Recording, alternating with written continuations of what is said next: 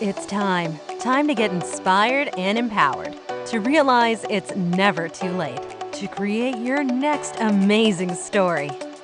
Get ready to break through, transform, and start living the life of your dreams. So, are you ready? Truly ready to begin your journey to create your next amazing story in life and love? Great. Let's jump in with your host, Life and Love Transformational Coach, Suzanne Oshima. Welcome, everybody, to the It's Never Too Late show. I'm Suzanne Oshima, and I'm a Life and Love Transformational Coach at Your Next Amazing Story. I am so excited because we have another amazing guest today, Dr. Diana Kirschner, and she's going to talk about how it's never too late to empower your high-value self-confidence. So welcome, Diana, to the show. I'm so excited to have you. I'm so excited to be with you. I'm so excited. I love what you're doing. I love your work. I know. Well, you and I are both on that same mission to truly empower and inspire women. So I would love for you to share, before you start sharing your story, because I know you have a really powerful story, is how did you get involved as a psychologist in the love business? Well, it was a long journey. I wound up getting a master's degree and a PhD in psychology, basically because I was coming from this place where I did not feel empowered. I did not feel confident. I did not feel lovable. And I certainly didn't feel high value. Mm-hmm. So I went into getting those degrees to figure out how to get all those things. Do you know what I'm saying? How to get all those things. And it was helpful to learn about that stuff in school, but it was not the biggest bang for the buck in terms of helping myself that I did, which we can get to later in the interview. But I wound up focusing on love relationships even after I got my PhD, because of an experience I had at a yoga retreat, which we can talk about. Yeah, I would love to hear. Well, I think you know that I was born the fifth daughter to an Italian family that only wanted boys. And so when I was born, my father said, another daughter, fifth daughter, I don't want to see her. So he didn't come to the hospital. He only said, I love you once. He was actually drunk. I mean, he was doing the best he could. So it didn't mean anything because he was drunk. So I grew up feeling it was too late for me to ever have love, ever have confidence, ever be deserving. I mean, I was socially phobic, actually afraid to speak to people, which, of course, comes with that kind of background. And I really thought I could never have love, never have lasting passion and love, that's for sure. And I had a lot of problems with that. And I dated all the guys who were wrong for me, took crumbs, tried to make them love me, you name it, I did it. Flame outs, passionate flame outs that went nowhere. And I lucked out because I got a fairy godmother who came into my life. Aww. And that was the big transformation. I got a fairy godmother, and the fairy godmother told me I deserved love, and I, have high value, and I was worth it, and everything. And out of that, I was able to actually find and marry my wonderful soulmate, my husband, I've been married to for decades now. But anyway, getting back to your question, I mean, you wanted to know how I focused on love. I mean, it was coming out of that background because, I mean, I had to learn everything about love from square one, or ground zero, whatever you want to call it. I mean, I had to learn everything about love. And then I went to this yoga retreat about 15 years ago, never expecting anything like this to happen. I just went to a yoga retreat, and he was doing, the leader was doing this posture. He had us just doing this, and he kept saying, all you want to do is your life's purpose. All you want to do is your life's purpose. And all of us started weeping. We were all weeping in this class. And what occurred to me is that millions of people came to me and said, teach us about love. Wow. Yeah. And I couldn't stop crying. And I experienced it as my true calling at that time. And it all integrated because here I was born into a situation with no love. And here now I was able to have it and now to share it. So that's been a tremendous journey for me. I mean, so it was truly from your own life experience of not feeling loved by your father. Was it the same for your mother too, that you didn't feel loved by her also? My mother didn't want me at all. Oh. She thought she was done having children. She had very, very difficult childbirth experiences. At that time. They were pretty archaic, and she really didn't want another child. She was feeling like it put her life at risk. It wasn't her fault. But she, no, I really was not welcomed. I had some older sisters, obviously, they enjoyed me as their little baby doll. Did you feel the love from your sisters at least? I got some love from my sisters until I got a little older and I became, a pain. So then they rejected me when I was about like 7 or 8. Right. Well, so how did you find, I mean, it's easy to say that you started to study about love, but how did you truly find the love within you for yourself and building back up your self-confidence, your self-esteem, and your self-worth? Because that's not easy to do as a child, and you've done that your whole life, right? Yes. Well, I read every book on love. I studied everything. It was helpful, but it wasn't really doing it. I needed a corrective emotional experience. I needed a kind of reparenting, the kind of reparenting that a real fairy godmother gives you. The fairy godmother comes, she sees Cinderella in the ashes. She doesn't see a lost, little, useless, worthless girl. She sees a princess, right? Cinderella's the fairy godmother, sees the princess, helps the princess become who she's really meant to be. And likewise, I had a fairy godmother come into my life. It was actually a man, but he was like a fairy godmother, and he kept saying, "You are amazing. You're incredible. You're smart." I'm like, "Me? I'm smart? I'm so stupid. This is ridiculous. You're smart. You're beautiful. You deserve love. You're, incredible." So he was like the corrective, loving parent in my life.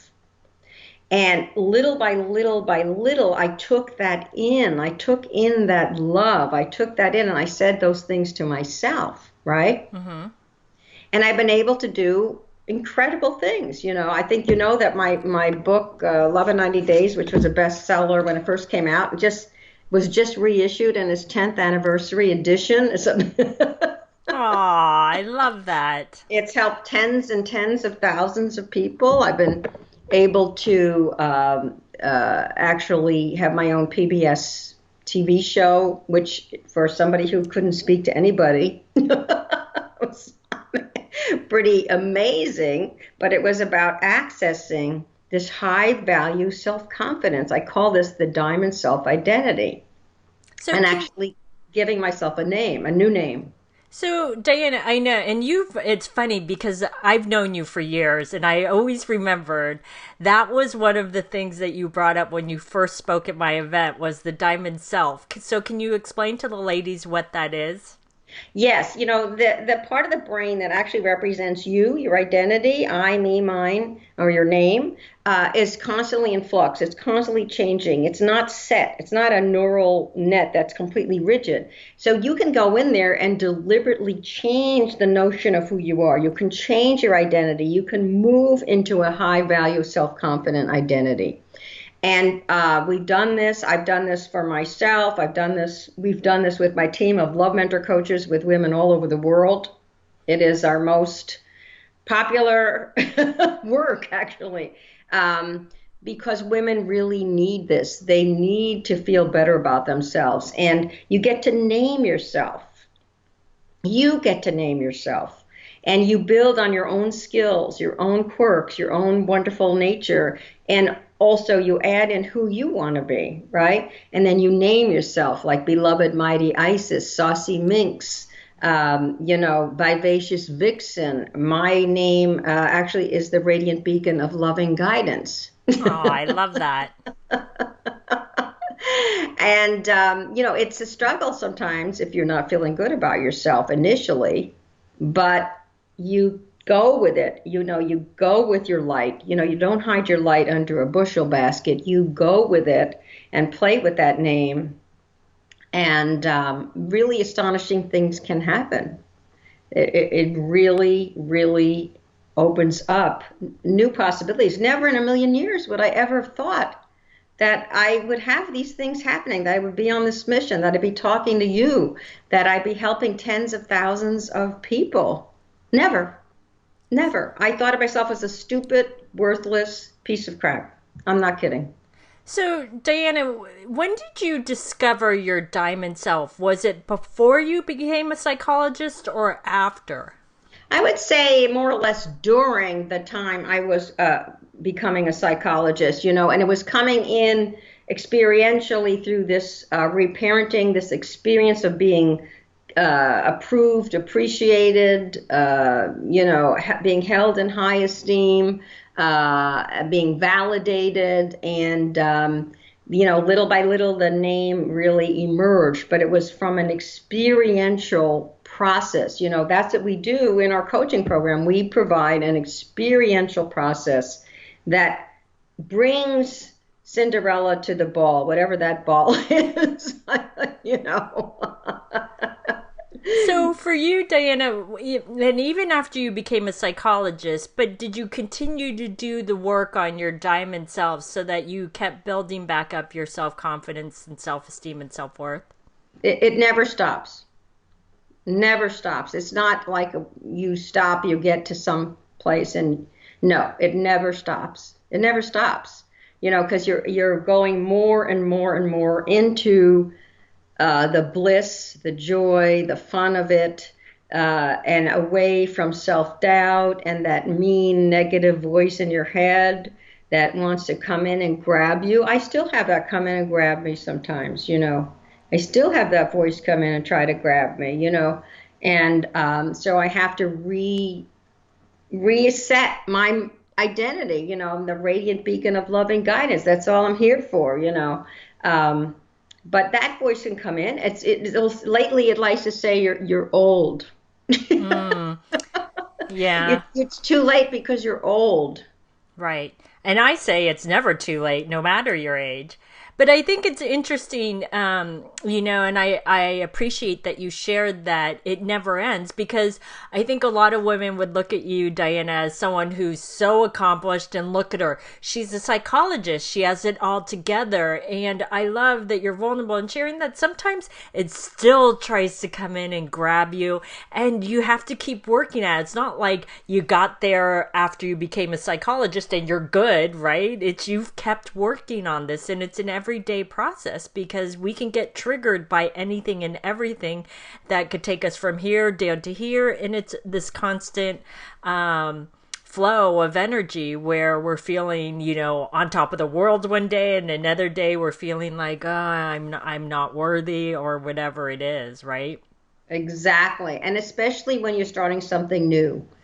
When you're starting something new, it seems daunting. It seems like, oh my God, I can't do this one. And the old demons will come up. You're too stupid, you're too, whatever, you're too weak, you're too, whatever it is, it comes up. That ridiculous negative self-talk that is just horrible. I call that the disappointing self, self-talk. You can't do it, you're not good enough, you're not, whatever it is.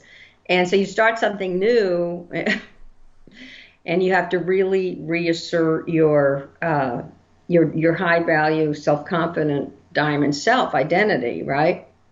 So I have an interesting way to do that. I hope we have time. I want to teach everybody an interesting way to do that. Yeah, I would love for you to. Okay, so when that comes up, right, you want to make a statement of self-confidence, an affirmation, and then you want to actually alternate between that and the disappointing self-talk, right? because you cement the new affirmation into the exact part of the brain that has that disappointing self-talk. And as you do that, the affirmation becomes real. A lot of times people will make affirmations, but they won't become real. It's like, ugh, you know, I'm highly successful. No, I'm not. No, I'm not. That's because we have a knee-jerk kind of reaction to things. And when you try something forward-looking, the tendency is for the brain to go backwards. It zigzags. So we ride that wave and make it actually work for you. I call this the 5-minute manifestation miracle. I have it in the new chapter in the book. I love that. Let's do it. Let's do it. Would you like to do it? Of course. Okay. So what would be an affirmation you would like to make right now? You mean a positive one? Yes. Or like the negative self-talk that I've told myself? No, you're going to do the affirmation first. Like, I have an incredibly powerful impact on women all over the world with my amazing story venture. Yeah, well, I love that you said that, because that truly is my when you talked earlier about your core calling, that truly is my core calling, is that I truly want to inspire and empower all women of all ages to have a midlife awakening, not a midlife crisis, a midlife awakening, to realize that it's never too late to create their next amazing story, whether it's in life or love or whatever it is. You can do anything and everything if you just take the first step.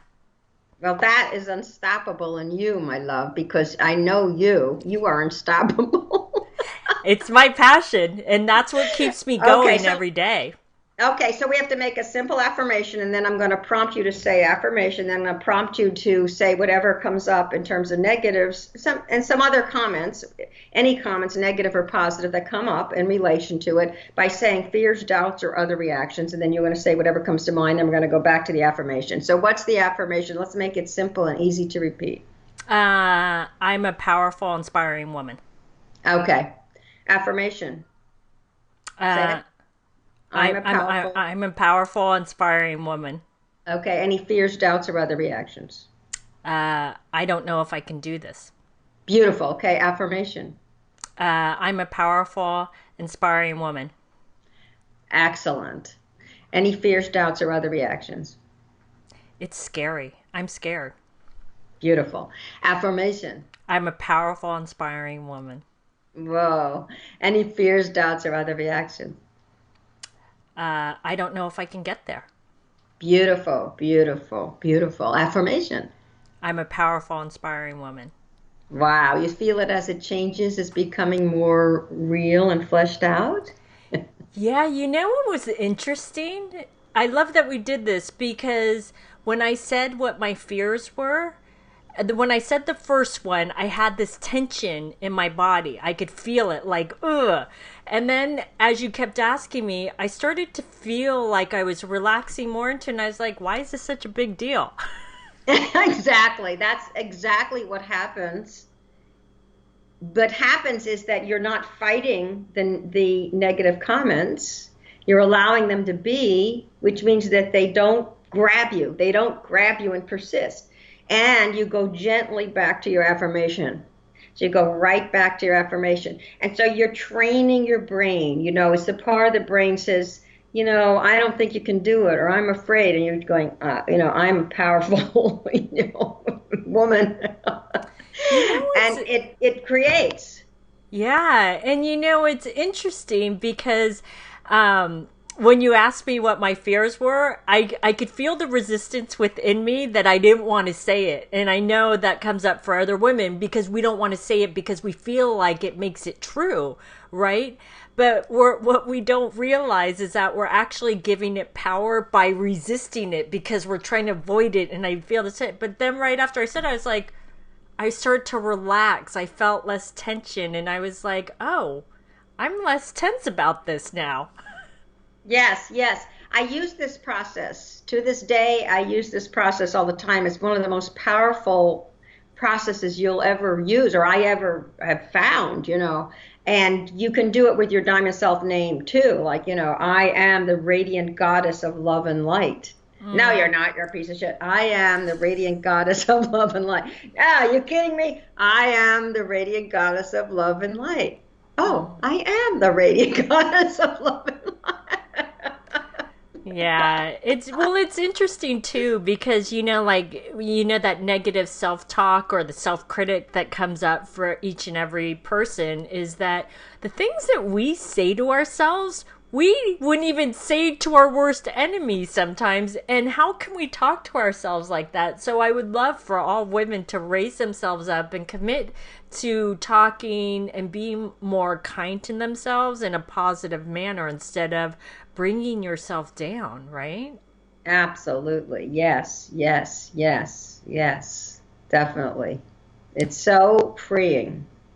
And can a woman do this? Because I hear a lot of women say about the age thing is that, no, it's too late for me. I like a lot of women were brought up in an environment similar to yours, not exactly, but similar. And so they're like, no, it's too late for me. I'm in my 50s or 60s, whatever it is. And they're like, I don't know. It's definitely not too late. One of my love mentor coaches did not get married for the first time. Did not get married for the first time till she was 70 years old. Oh, I love that. And I love her. She is so brilliant because she knows for a fact it's never too late, right? It's never too late. I mean, how old was Louise Hay when she started her the Hay House? I think she was like 70 or something. I don't remember the exact age, but you're right. She's another amazing story where she started later in life, Hay House. And look, that's a huge business. And it's an amazing business because it's so inspiring, empowering, and awakening for everyone, right? Exactly. What a gift to the world, right? And I think everyone, or not that I think, I know everyone has a gift to the world. I just know it. I just know it. We've seen it so many times in our Love Mentor coaching program that each person has many gifts to give the world. And as they access their high value, self-confident diamond self-identity, I mean, the sky's the limit. The sky's the limit. We've had women write books, start companies, of course, obviously find love, lasting soulmate love, even after they've been hurt, rejected, left in dire circumstances, left with STDs, cheated on. It doesn't matter. Women are the best. Well, I think women are resilient and we get to lift each other up so that we all achieve our dreams. I would love to ask you about one of your love coaches that you said found love at 70 and got married for the first time. What do you think shifted within her that she was able to do that and find love later in life?